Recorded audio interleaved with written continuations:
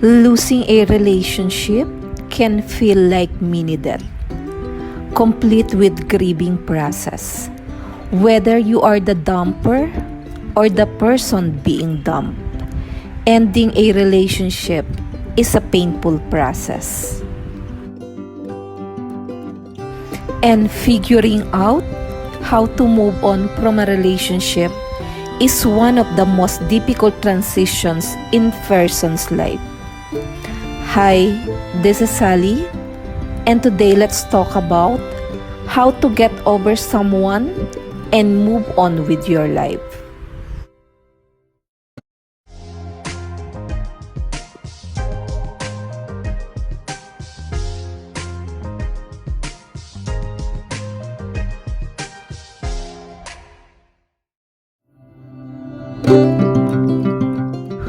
When a relationship ends, it's tempting to dwell on what you did wrong or what you could have done differently. This might seem productive, like you can somehow change things by rehashing it. You can't. All dwelling does is cause you to suffer.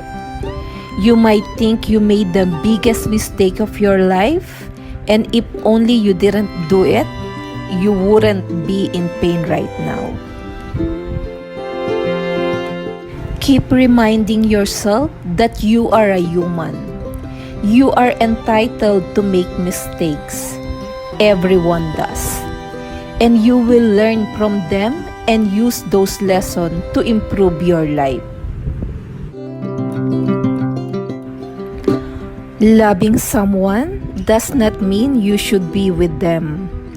It also doesn't mean that they are good for you. Face this reality. You can have a happy life even with great sorrow in your heart, even while carrying loss.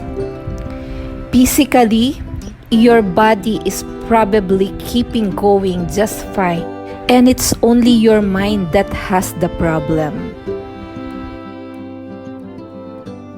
Life is about moving on, accepting changes, and looking forward to makes you stronger and more complete.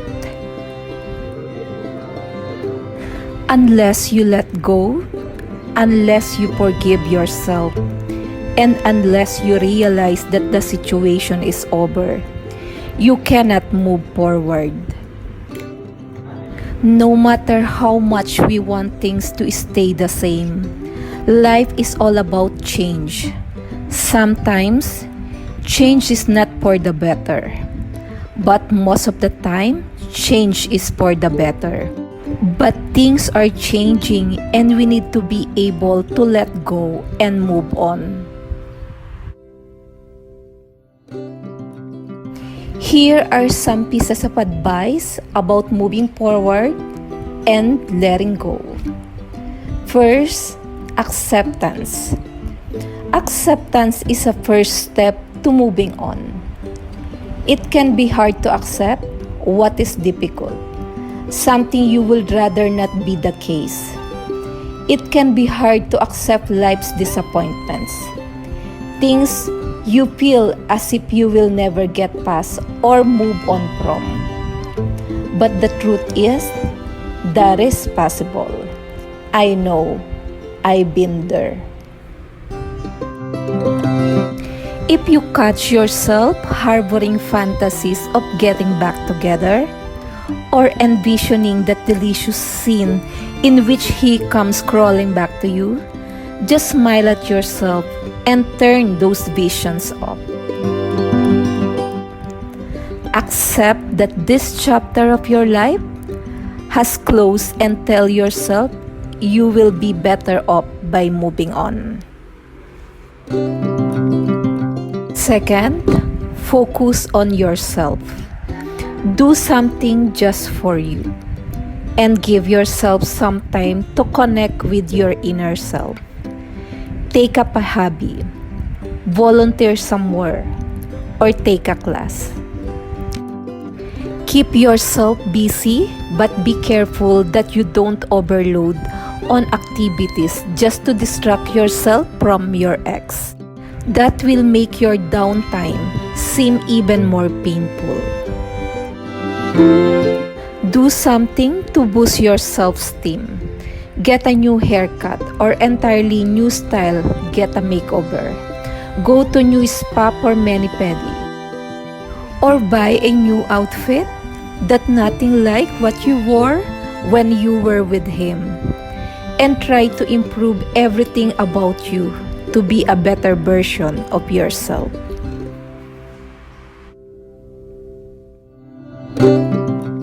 Number 3, create physical distance. It's not uncommon to hear someone say that you should distance yourself from the person or situation that is causing you to be upset. Creating physical or psychological distance between ourselves and the person or situation can help with letting go. For the simple reason that we are not having to think about it, process it, or being reminded of it as much. I distance myself from everyone because I don't want to talk about it, or I don't like to hear anything about him, and it works for me.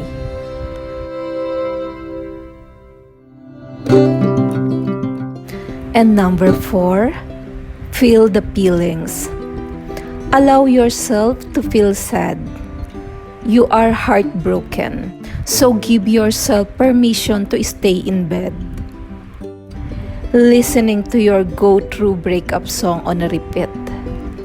It's normal to be emotionally raw after a breakup, although this feeling can feel overwhelming. We should remember that emotion comes in waves. It arrives, peaks, and subsides. Treat yourself the way you would a friend and give yourself a break.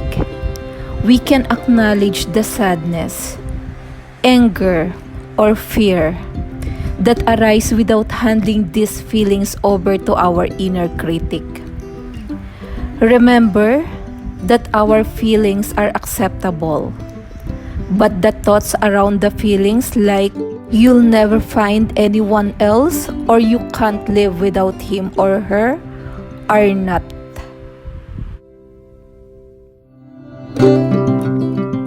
And lastly, start over.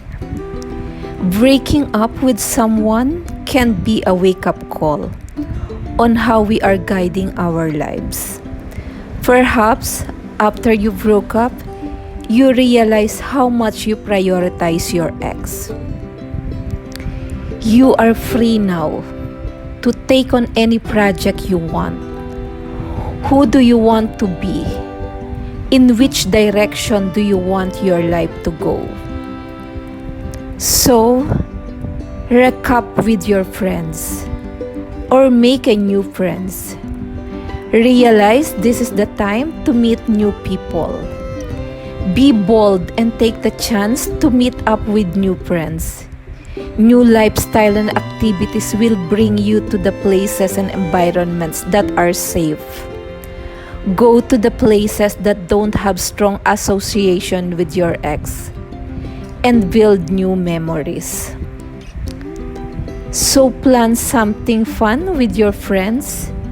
Be kind to yourself, and remember, you will heal and find someone deserving of all you have to offer.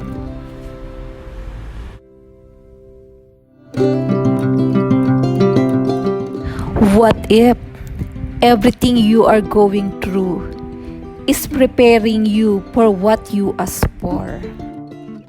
So, it doesn't matter how fast you move on in life. What matters is, you have to keep moving regardless of pace. One of my favorite quotes about moving on is, God sometimes removes a person from your life for your protection, So don't run after them. So guys, thank you for watching. I hope I have inspired you with my blog. And if you like this video, please consider to like and subscribe.